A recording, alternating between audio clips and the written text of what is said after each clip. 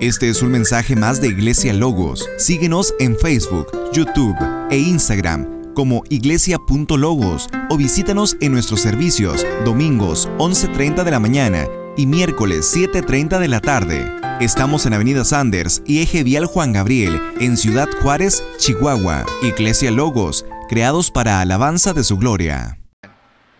Romanos capítulo 8, versículo 18 y 19. Primeramente, yo te voy a pedir que me acompañes a leer estos dos versículos. De manera introductoria, el apóstol Pablo está abordando este tema del sufrimiento y vamos a leer en estos dos versículos lo que él está diciendo a la iglesia en Roma en ese tiempo. Dice, versículo 18, pues considero que los sufrimientos de este tiempo presente no son dignos de ser comparados con la gloria que nos ha de ser revelada, porque el anhelo profundo de la creación es aguardar ansiosamente la revelación de los hijos de Dios. En estos dos versículos el apóstol Pablo está comenzando a abordar esta gran pregunta que todos tenemos. A una iglesia a la cual justo unos versículos atrás acaba de decirles que el Padre ha enviado a su Espíritu para todos aquellos que creen en Él por medio de su Hijo Jesucristo, y que quien tiene su Espíritu en ellos puede confiar en que ha sido adoptado por ese Padre. Casualmente, interesantemente, empiezan estos versículos a ser abordados porque todo ser humano pasamos por sufrimientos en este mundo. Y déjame decirte que seguramente tú, así como yo y así como las personas que te rodean, esta pregunta nos ha hecho eco en nuestra cabeza. ¿Por qué vivimos en un mundo de tanto dolor, frustración y sufrimiento? Y déjame decirte que el mejor lugar que puede resolver esa pregunta es la palabra de Dios. La palabra de Dios es la que mejor informa a la humanidad de lo que realmente está mal en este mundo. Hay muchas personas que consideran a la Biblia como una agrupación de libros que no necesariamente hablan profundas verdades, sino que hablan historias, hablan enseñanzas. Y hay muchas personas en el mundo que menosprecian la Biblia en ese sentido, pero a la hora de contestar estas preguntas importantes, no saben cómo responderlas. Y la Biblia, ese libro menospreciado por el mundo, es ese lugar que tiene la mejor respuesta ante el problema más grande del mundo. Y el problema más grande del mundo que la Biblia nos enseña es el pecado, lo cual sucedió en un momento particular después de que Dios hizo todo el mundo. Muchas personas dicen, bueno, si Dios hizo el mundo, ¿por qué hay tanta maldad? Bueno, porque en el principio de los tiempos Dios hizo todas las cosas buenas. A su imagen y semejanza hizo al hombre y a la mujer. Y en extremo bueno dice la palabra que era todo lo que Dios había creado. Sin embargo, algo sucede después por responsabilidad de los seres humanos, por lo cual el pecado entra a la historia de la humanidad. Y déjame decirte con este antecedente cuáles son dos falsas respuestas que las personas suelen dar ante el sufrimiento del mundo. Tal vez tú te sientas identificado con alguna de estas respuestas. Si es así, no te preocupes. Yo quiero dar estas respuestas porque son las más comunes, pero son falsas respuestas a la luz de la palabra, para luego abordar cuatro respuestas correctas que este pasaje nos enseña. Entonces, déjame te digo la primera. La primera falsa respuesta es que las personas dicen, Dios no está en control de todo lo que ocurre en este mundo. No necesariamente las personas en el mundo tienden a ser ateas. Hay personas que sinceramente dicen, yo creo que hay un Dios, pero batallan en pensar en que ese Dios está en control de todas las cosas. Incluso puedo decir con seguridad, porque lo he platicado con personas dentro de la iglesia, en las iglesias donde he estado o compartido, donde tengo amigos, que incluso hay personas creyentes que creen en Dios, en el Dios de la Biblia, pero se les dificulta pensar en que este Dios es un Dios que tiene en control todos los detalles del mundo. Particularmente en una época como la nuestra, ¿verdad? Donde ha surgido una pandemia, donde se han descontrolado los gobiernos de muchas naciones, donde las guerras se siguen presentando, aún y estando en el siglo XXI, ¿verdad? Con nuestros avances de tecnología. Y hay muchas cosas que nos dificultan como seres humanos el pensar que hay un Dios que todo lo controla. Accidentes de tráfico, asesinatos, corrupción en todas las esferas de la sociedad, hambre, dolor en niños inocentes y personas alrededor del mundo, por lo cual concluyen de manera precipitada que es difícil pensar que Dios está en control absoluto de los detalles. Lo que dice la Biblia, que yo quiero recordarte ante esa respuesta, Jesucristo les decía a los discípulos en el Evangelio de Mateo, no quiero que busquen esa cita, simplemente quiero mencionárselas, es que Jesús les decía esta frase tan hermosa, les decía, ¿no se venden 2 pajarillos por 1 moneda? Y sin embargo ninguno de ellos caerá a tierra sin permitirlo el Padre. Jesús estaba diciéndole a sus discípulos, un evento tan insignificante y tan irrelevante como el accionar de 2 pajarillos en medio de la nada de un bosque o de una selva, dice la Biblia, dice Jesucristo mismo, que eso no sucede sin que Dios lo permita. Detalles específicos en eventos tal vez hasta insignificantes.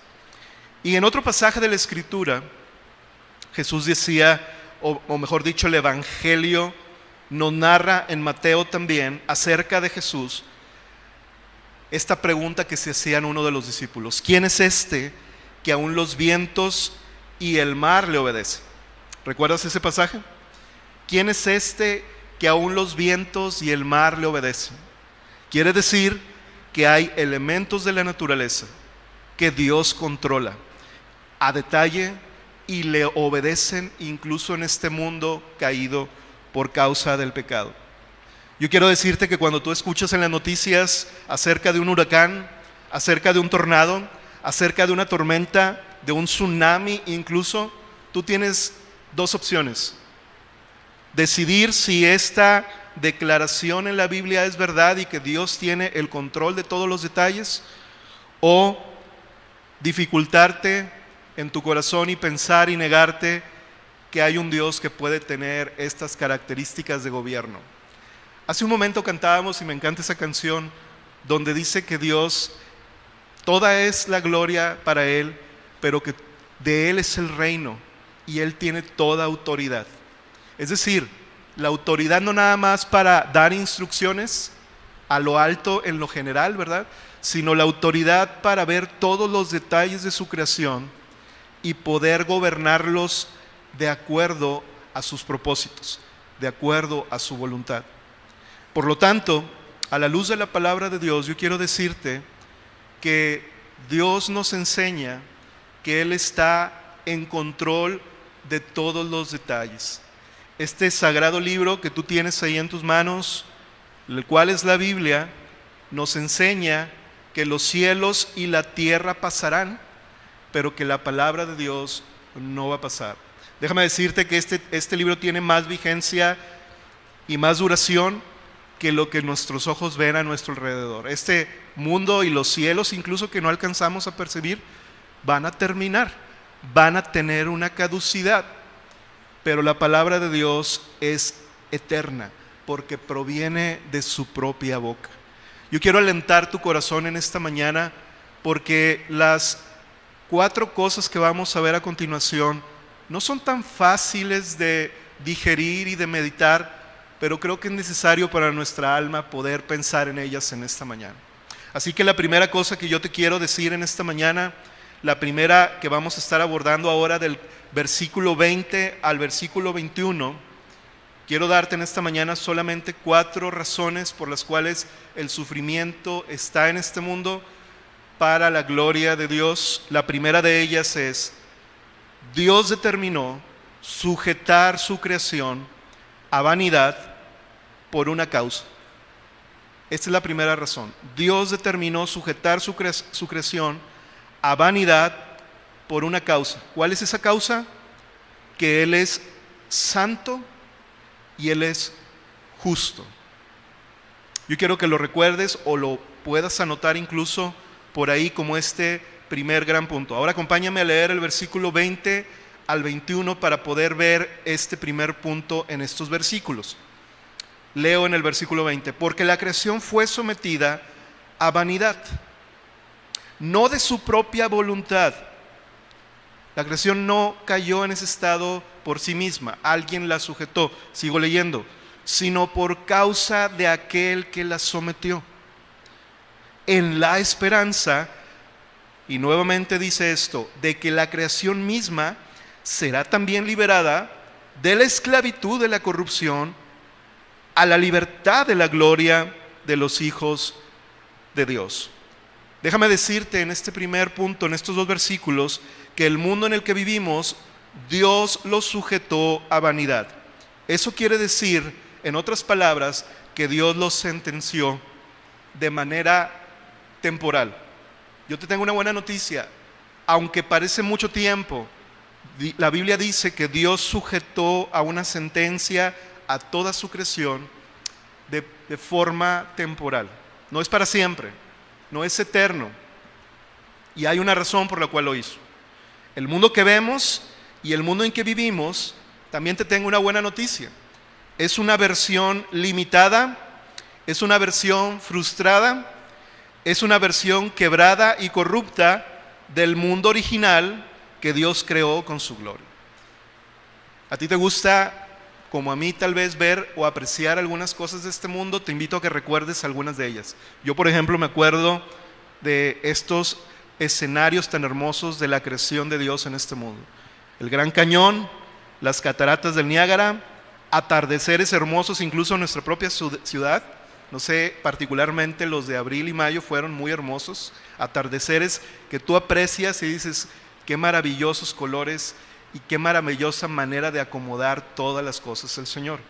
Bueno, con toda esa belleza, esta es la versión quebrada, esta es la versión sujeta a vanidad que nosotros estamos viendo. Esta no es la mejor versión de acuerdo al diseño original de Dios. De todas maneras, la pregunta sigue estando en el aire. ¿Por qué Dios lo sujetó a vanidad? Y lo que la Biblia nos enseña es que Dios sujetó a vanidad a la creación por causa de que nosotros como humanidad en el principio de los tiempos lo echamos a perder.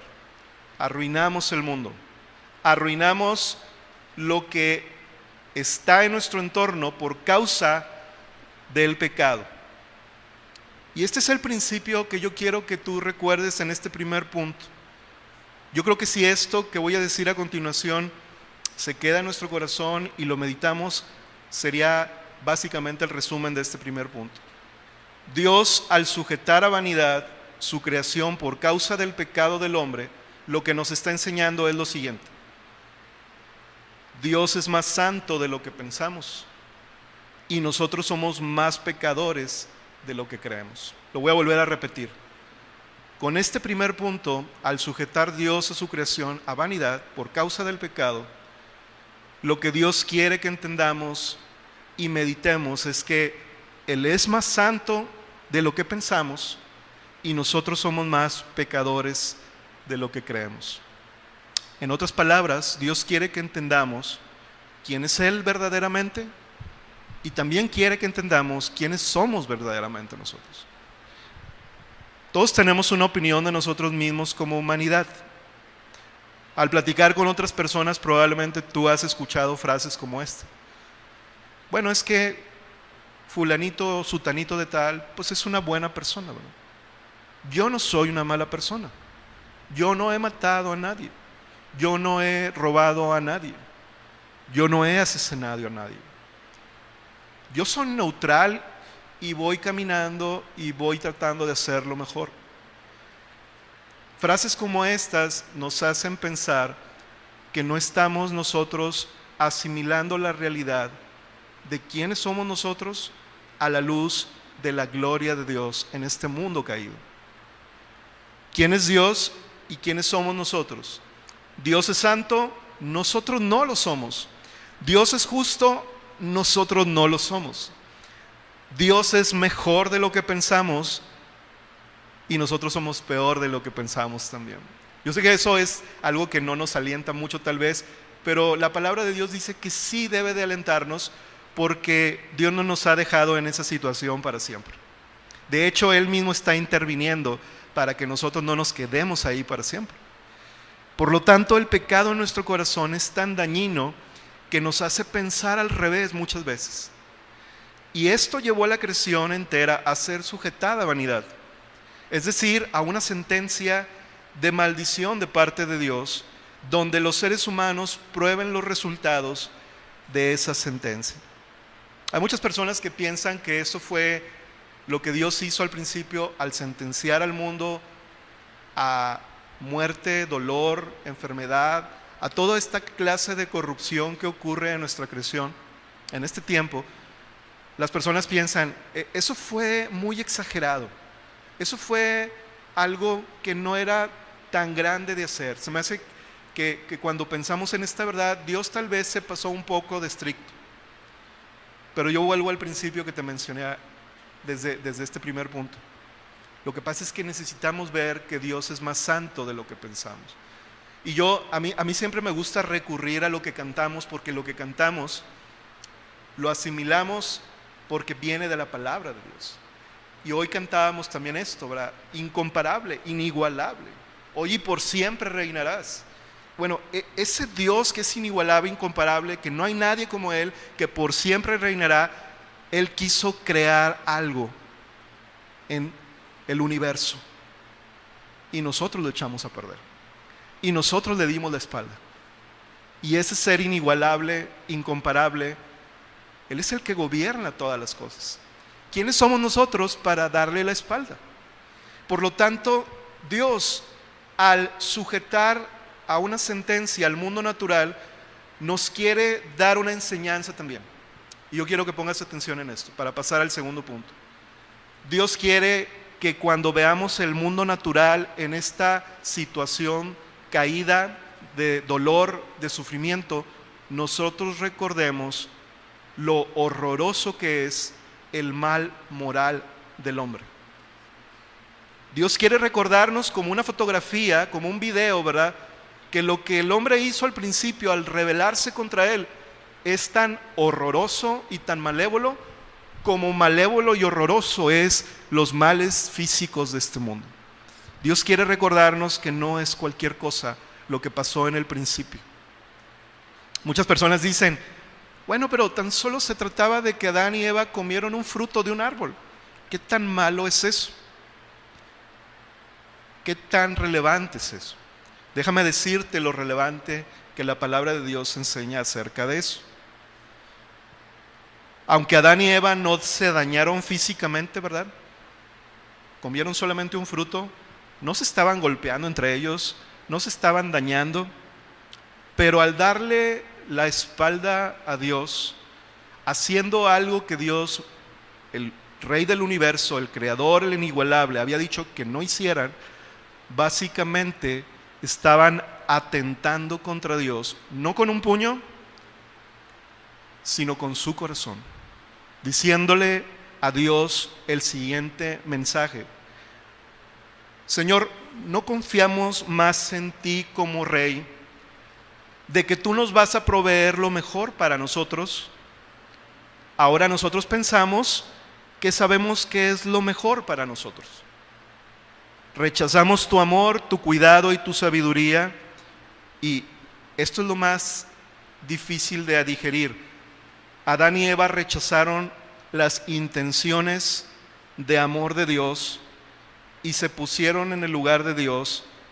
Hablando de tiempos de elecciones como el que estamos viviendo hoy, ¿verdad?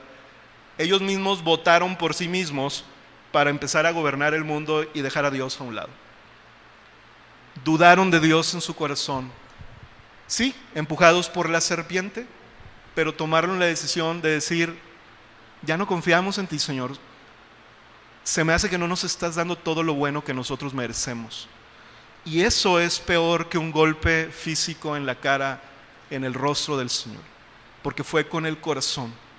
Aquel Dios que los creó a ellos y que les dio todo lo bueno para que pudieran gobernar la tierra y fructificarse y extenderse, ahora le estaban dando la espalda y le estaban diciendo: Señor, no eres tan bueno como tú dices ser. Y ellos empezaron a gobernar las cosas en su propia opinión. De hecho, hay algunos comentaristas que dicen que ahí es donde empezó a surgir la idea del humanismo. El humanismo comenzó cuando Adán y Eva desecharon a Dios y lo quitaron de su trono, entre comillas, para ellos empezar a gobernarse. Eso es lo grave de todo esto, ¿verdad? Y yo quiero que meditemos en este primer punto, porque cuando escuchamos que Dios sujetó a vanidad a la creación, nos puede parecer como algo demasiado estricto, como muy exagerado, pero estamos hablando de que Dios es el autor de todas las cosas. Por lo tanto, este primer punto, para nosotros, en estos versículos 20 y 21, nos enseñan que Dios es más santo de lo que creemos o pensamos, y nosotros somos más pecadores de lo que pensamos. Pero hay una buena noticia que a continuación yo voy a dar en el segundo punto. En el segundo punto, yo quiero que ahora tú me acompañes al versículo 22 y vamos a leer del versículo 22 hasta el versículo 25. Déjame te digo cómo se titula primero este segundo punto.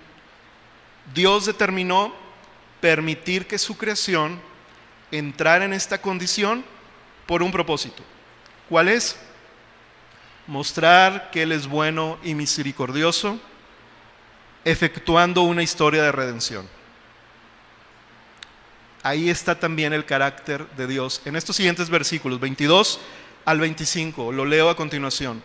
Pues sabemos que la creación entera gime y sufre hasta ahora dolores de parto. Y no solo ella, qué interesante lo que viene a continuación, no solamente todo el mundo y toda la creación en general, sino que también nosotros mismos que tenemos las primicias del Espíritu, es decir, los hijos de Dios, aquellos que han sido redimidos por Cristo, que les ha sido dado el Espíritu. Sigo leyendo. Aún nosotros gemimos en nuestro interior, aguardando ansiosamente la adopción como hijos, la redención de nuestro cuerpo. Versículo 24. Porque en esperanza hemos sido salvados, pero la esperanza que se ve no es esperanza. Pues, ¿para qué esperar lo que uno ve? Pero si esperamos lo que no vemos, con paciencia lo aguardamos. Segundo punto es que el Señor determinó permitir que su creación esté en este estado de sufrimiento por causa del pecado.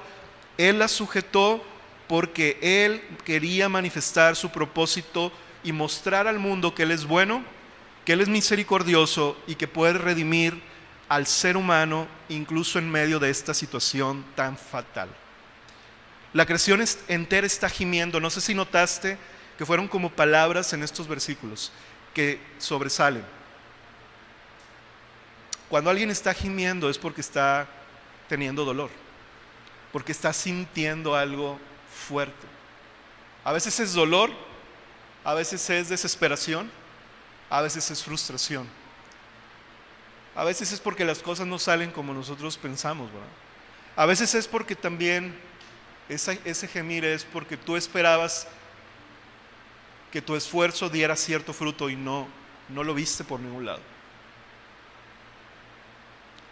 La Biblia dice que la creación entera gime, pero que también nosotros como hijos de Dios gemimos, pero hay una gran diferencia. La gran diferencia es que nosotros, al estar en esta situación de sufrimiento, nosotros tenemos una esperanza que aguardamos pacientemente, que Dios ha prometido para los suyos. ¿Y sabes cuál es la seguridad que hay en esta promesa? Que hay un anticipo que Dios nos ha dado ya a través de su Espíritu en nuestro corazón. Esto no es a ver si ocurre al final de la historia. No estamos caminando nuestras vidas cristianas a ver si Dios nos llega a salvar al final de nuestras vidas. Yo te tengo una buena noticia. Si tú has creído en Cristo y tienes el Espíritu Santo, Dios te dice: lo único que está pasando es que aunque tú gimas y sufras junto con la creación, tú tienes una esperanza. Y esa esperanza está asegurada, porque Dios ya dio el anticipo por ti, ya te dio su Espíritu. ¿Para qué? Lo vamos a leer en el tercer punto ahorita vamos para allá. Pero quiero que notes esto porque es la analogía y la ilustración que Pablo utiliza en este pasaje. Pablo está hablando de dolores de parto. ¿Notaste eso? Dolores de parto. Mujeres que están aquí, mayormente, la mayoría probablemente sabe a lo que Pablo se está refiriendo aquí. Dolores de parto. ¿Dónde empieza todo con el asunto del parto? Empieza desde la concepción y todo el embarazo. ¿Cómo es ese tiempo del embarazo? ¿Cómo es el primer trimestre? Mujeres que están aquí, hombres también seguramente saben, ¿verdad? ¿Cómo es el primer trimestre de un embarazo? ¿Qué hay? Hay mareos, náuseas, situaciones emocionales empiezan a sentirse en nuestro interior o en el interior de las mujeres, pues. Empieza a haber cierto dolor, cierto desconcierto, cierto cansancio adicional. Segundo semestre. ¿Qué ocurre en el segundo trimestre? Perdónenme. Mes 4 al mes 6. Algunas dicen un poquito mejor, no necesariamente. Empiezo a sentir un poco más de cansancio, un poco más de agotamiento. Y la pregunta entonces es, ¿y qué con el tercer trimestre? ¿Cómo es el tercer trimestre del embarazo de una mujer?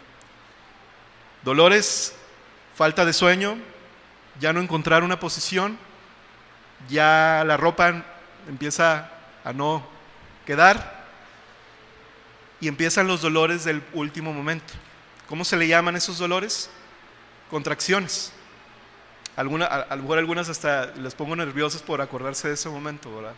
Pero el tema es, Pablo está usando esa analogía para decirnos que la historia del nacimiento de cada uno de nosotros es la historia de la creación sujeta a vanidad que Dios va a traer a libertad al final de los tiempos.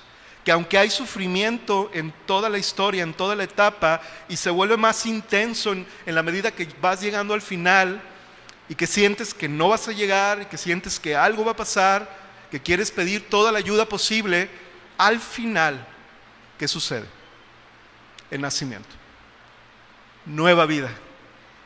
Escuchar llorar a la nueva criatura y saber que nueva vida ha ocurrido.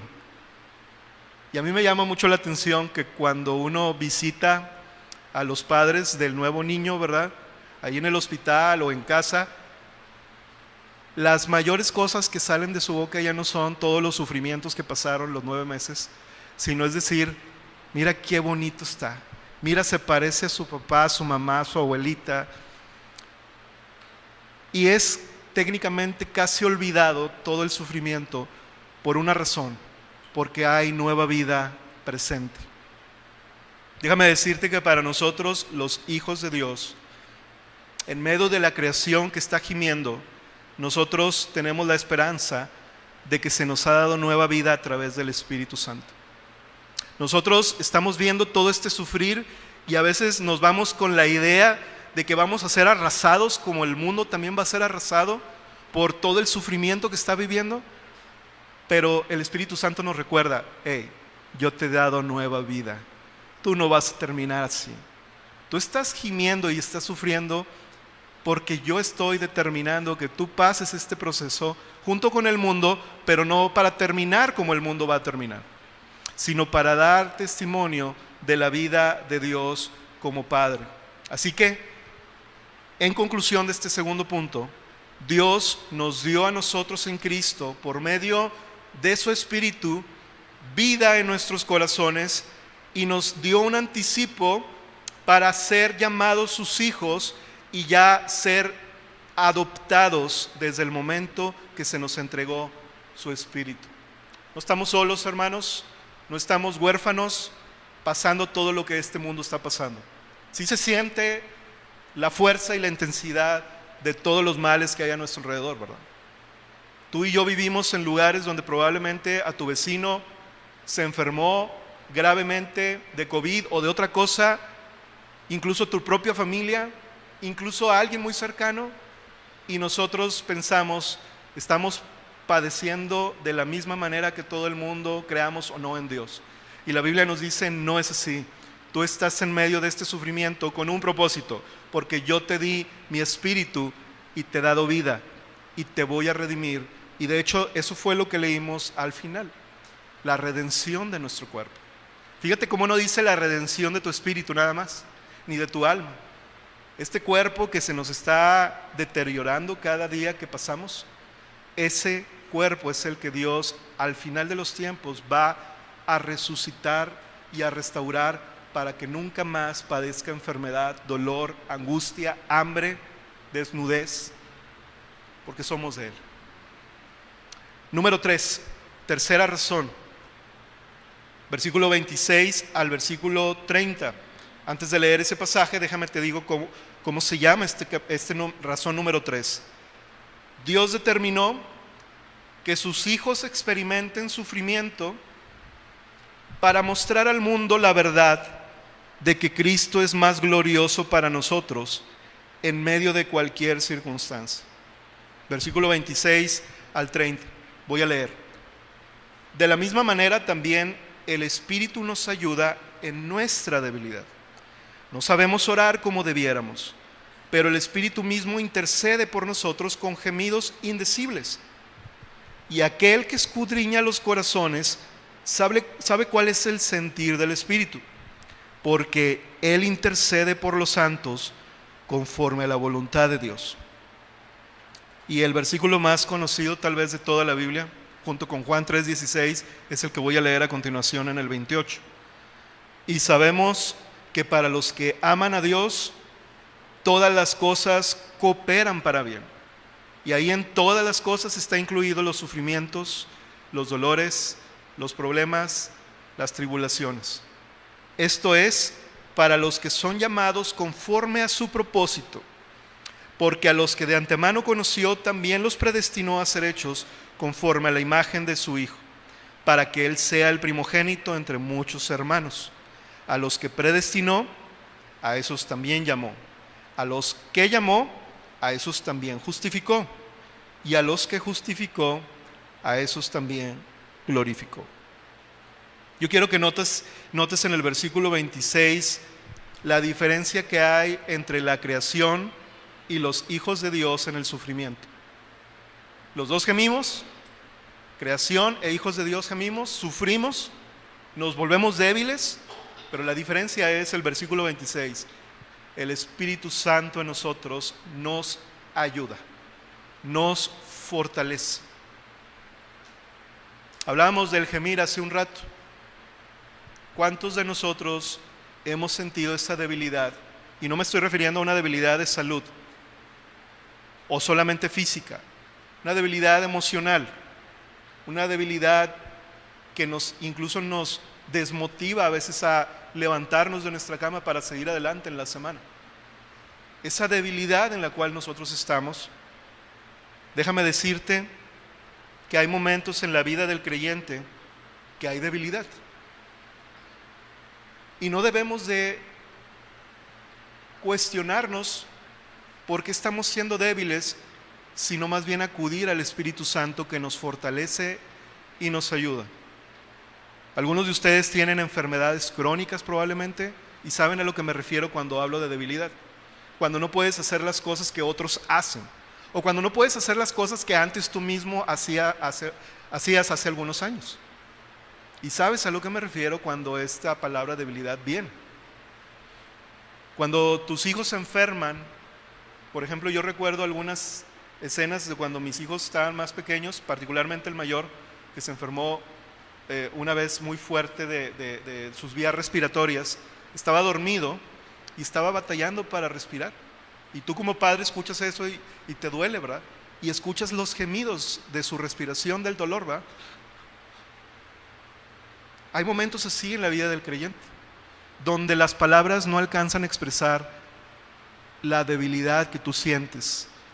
Pero la Biblia dice que el Espíritu Santo entonces es cuando viene Y cuando tú no puedes orar, o cuando tú no sabes orar, o cuando tú estás totalmente debilitado, el Espíritu Santo intercede por nosotros con gemidos indecibles, de tal manera que lo que otra persona no dispone, tú la dispones como hijo de Dios en medio de este sufrimiento. Este gemir con nuestra boca a veces incluso ni siquiera sale con palabras o con sonidos, ¿verdad? Déjame preguntarte, ¿alguna vez has llegado a tu casa de un día de trabajo, de un día difícil, y en lugar, no te salen las palabras, no te sale ni siquiera un sonido de tu boca? Lo único que sale es este gemido, ¿verdad? Si tú vienes con tu esposo o con tu esposa hoy, ¿has escuchado alguna vez esto de tu cónyuge? Probablemente sí. Y nosotros pudiéramos pensar que eso no es algo que a un hijo de Dios le debe de ocurrir. Pero yo quiero animarte a que Dios ha determinado que nosotros vivamos esos sufrimientos para mostrarle al mundo que no estamos solos y que Cristo es más glorioso para nosotros que cualquier cosa que podamos perder en este mundo. Ya sea salud, ya sea un ser querido, ya sea un estatus o un nivel económico o una historia laboral en un trabajo determinado, porque Cristo sigue siendo más glorioso en medio de nuestra falta o en medio de nuestro dolor. Mira lo que dice el apóstol Pablo en otro versículo, antes de pasar al último punto, en Filipenses capítulo 3, versículo 8, si tú lo puedes leer en la pantalla, si no yo te lo leo. Filipenses 3, versículo 8. El apóstol Pablo, en razón de esto que te estoy diciendo, siendo él un hombre que ha experimentado toda su vida este dolor, esta persecución, esta pérdida, dice lo siguiente: y aún más, dice Pablo, yo estimo como pérdida todas las cosas en vista del incomparable valor de conocer a Cristo Jesús mi Señor. Por Él lo he perdido todo y lo considero como basura a fin de ganar a Cristo. Esta es la manifestación y la declaración más gloriosa que un hijo de Dios puede dar en medio de una creación sujeta a la vanidad. En medio de la pérdida, a diferencia de otras personas, en lugar de queja, en lugar de murmuración, en lugar de incredulidad, en lugar de culpar a otros por mi situación, lo que sale de mi boca es: Señor, yo estoy sufriendo, pero yo te sigo amando más a ti, porque tú eres el bien más valioso de mi vida. ¿Quién produce eso en nuestras vidas, hermanos? Solo el Espíritu Santo nos conduce a vivir de esta manera. Primera de Juan 4, versículo 4, déjame te digo también lo que dice: hijos míos, ustedes son de Dios y han vencido a los falsos profetas, porque mayor es aquel que está en ustedes que el que está en el mundo. Yo quiero decirte hoy en esta mañana, con todo lo que tú puedas estar experimentando de sufrimientos, mayor es el que está en ti que el que está en el mundo. Tú tienes la diferencia en tu vida, aunque las circunstancias parezcan ser las mismas que la que vive una persona que no conoce a Dios. La diferencia es que tú tienes el Espíritu Santo y Dios está obrando a través del Espíritu para que tú seas alentado, levantado y seguir amando a Cristo, nuestro Rey y Salvador. Y el mundo vea eso y diga: ¿cómo le hacen los cristianos? ¿Cómo le hacen los hijos de Dios para seguir gozosos, para seguir confiados, si ellos están padeciendo lo mismo que nosotros? Cuando nos ven, ¿verdad?, enfrentar el COVID, o cuando nos ven enfrentar la violencia en nuestra ciudad, o cuando nos ven enfrentar las dificultades en términos relacionales con otras personas, y nos ven a nosotros confiados a pesar de la pérdida. Vienen y nos preguntan: oye, ¿qué es lo que te pasa a ti, verdad? ¿Qué es lo que tienes? ¿Por qué eres así? Cuéntame acerca de por qué tú eres así. Y ahí es donde el Señor, a través de los sufrimientos que estamos viviendo, puede obrar en el expandir su evangelio para que otros puedan venir a salvación. ¿Te das cuenta de esta verdad? Y eso yo creo que es una manera de tributarle a Dios la mayor honra posible en nuestras vidas. Habacuc capítulo 3 versículo 17 y 18 dice esto: aunque la higuera no eche brotes, ni haya fruto en las viñas, aunque falte el producto del olivo y los campos no produzcan alimento, aunque falten las ovejas del redil y no haya vacas en los establos. Versículo 18: con todo, yo me alegraré en el Señor, me regocijaré en el Dios de mi salvación. Pocas palabras está diciendo, aunque no haya nada de comida, de sustento, de ingreso, de bienestar, aunque esté cerca de morir porque me falten esas cosas, aunque me falte lo que yo más amaba, con todo eso yo puedo alegrarme en el Señor. ¿Por qué? ¿Porque soy muy hábil? ¿Porque soy muy bueno para ver la Escritura? No, porque el Espíritu Santo está en mí, me ha sido dado como un anticipo de parte de Dios para yo llegar a la meta en el día que yo me encuentre con Él. Amén. Y número 4 y último está en el versículo 31 al 32. Y déjame te digo cuál es este punto antes de leerlo. Dios determinó que este mundo en sufrimiento fuera un lugar para que el Hijo de Dios viniera a sufrir y morir por nosotros. Él es soberano, pero también es alguien que tiene compasión por nosotros. La razón por la cual vamos a leer en estos versículos 31 y 32, Dios permite esto es porque esta es la razón más importante de nuestra redención. Versículo 31 y 32. Voy a leer. Entonces, dice el apóstol Pablo, ¿verdad? Como una pregunta, ¿qué diremos a esto? Si Dios está por nosotros, porque es un hecho que está por nosotros, porque en medio del sufrimiento nos ha dado su Espíritu, nos sostiene, nos ama desde el principio de la creación. La pregunta que dice él, ¿quién estará contra nosotros? O sea, ¿hay algo que te pueda poner en contra de Dios si Dios está a tu favor? Versículo 32. Nos dice la razón por la cual Dios está a nuestro favor. El que no negó ni a su propio Hijo, sino que lo entregó por todos nosotros, ¿cómo no nos dará también junto con Él todas las cosas? La razón por la que Dios permitió que hubiera un horrendo sufrimiento físico en este mundo era porque desde la eternidad pasada el Señor determinó que su Hijo Jesucristo sufriera los horrores físicos, las cargas, el dolor y todo el sufrimiento que un ser humano pudiera experimentar en este mundo. Que el Hijo de Dios glorioso sintiera y experimentara ese dolor por causa del pecado sin él tener relación con el pecado mismo.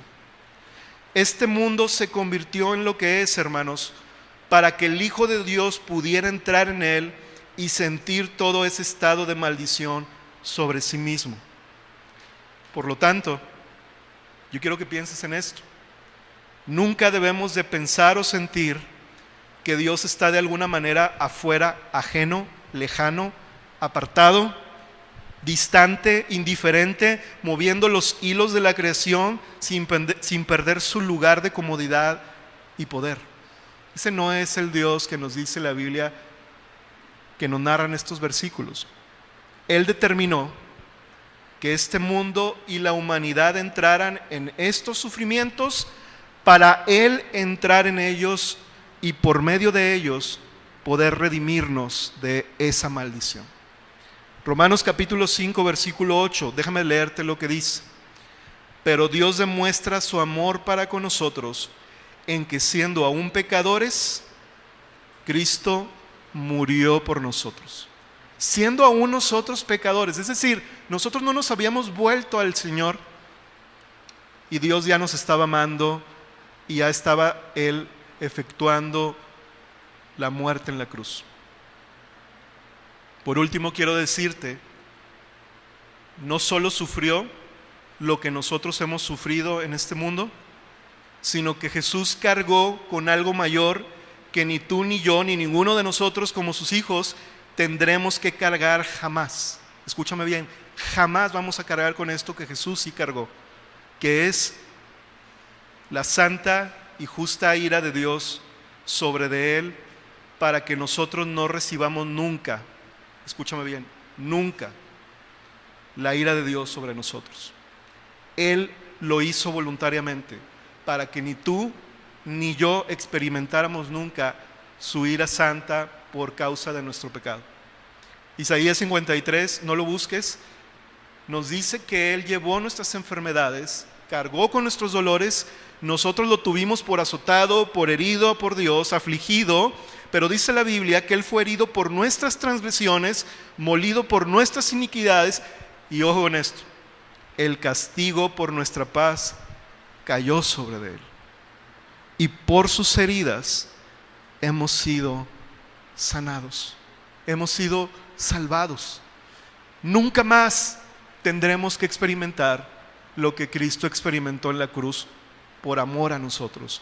Así que los sufrimientos que hay en este mundo, Dios los determinó para que Cristo pudiera vivir cada uno de ellos sin merecerlo, Jesús, pero tomando nuestro lugar, para que ninguno de nosotros diga: es que Jesús no me entiende, es que Jesús no sabe lo que estoy pasando, es que Jesús no contesta mis oraciones, y decirnos a nosotros claramente: yo sufrí todo lo que tú estás sufriendo, yo lo llevé en la cruz para hacerte mi hijo, para hacerte de mi familia, y nunca más tú puedas ver la espalda de Dios, sino puedas ver el rostro de Dios.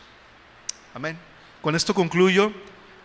Romanos 8:17, que es justo un versículo que estaba antes de todo esto. Fíjate lo que dice: y si somos hijos, somos también herederos, herederos de Dios y coherederos con Cristo, si en verdad padecemos con Él, a fin de que también seamos glorificados con Él. Déjame hacer una oración por ti para poder terminar.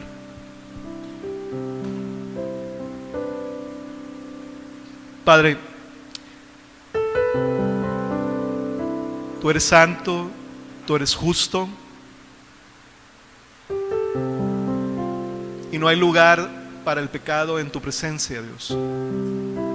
Y al mismo tiempo, a través de esta palabra nos has permitido ver que también eres bueno y misericordioso, y que nos has dado lo mejor de ti.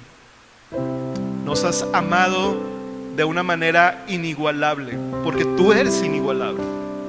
Nos has amado de una manera incondicional, porque tú eres un Dios que ama incondicionalmente, con gracia, a través del sacrificio de Cristo. Y nosotros podemos entender a la luz de esa gloria tuya las razones por las cuales hay sufrimiento en este mundo. Pero nosotros no estamos desamparados, y no estamos abandonados, y no estamos solos y huérfanos en medio de ese sufrimiento. De hecho, podemos caminar por el valle de sombra de muerte, porque tú estás con nosotros y nos has dado tu Espíritu como muestra, como sello, como anticipo de lo que ha de venir. Padre, bendice a tu iglesia en esta mañana reunida en este lugar, y que cada uno de nosotros y cada uno de los que me escuchan, que están pasando por alguna clase de dolor o de sufrimiento, de frustración, sean utilizados por ti para traerlos a Jesús, para traerlos a tu Hijo amado, para que ellos puedan experimentar que es tu gran amor el que los persigue, y que las circunstancias no dictan cuál es la posición que tú tienes para con ellos. Ciertamente algunos pueden tener necesidad o enfermedad o abandono de seres queridos, decepciones, pero ninguna de esas cosas son evidencia de que tú los has abandonado. Todo lo contrario, Señor. Les has dado de tu Espíritu para que puedan caminar en medio de esas situaciones, porque todas las cosas para los que te aman a ti, tú las haces cooperar para bien, para que Cristo sea formado en ellos. Señor, alienta a los que están pasando por esas situaciones, que puedan ver en Jesús al gran Salvador, que sufrió en su lugar en favor de ellos, para que nosotros siempre, por la eternidad, seamos tu familia, seamos tus hijos, Dios. Esa es la manera en cómo podemos nosotros vivir un tiempo como este, Señor. Un tiempo de pandemias, un tiempo de guerras, un tiempo de violencia, un tiempo de corrupción. ¿Cómo caminamos en medio de ellos? A la luz de esta verdad, a la luz del amor de nuestro Dios, que ha sujetado todo este mundo con una razón, porque el pecado es horroroso, pero el Hijo de Dios es poderoso para salvar y para redimir. A ti la gloria, Señor, en esta mañana, en el nombre de Cristo Jesús. Amén.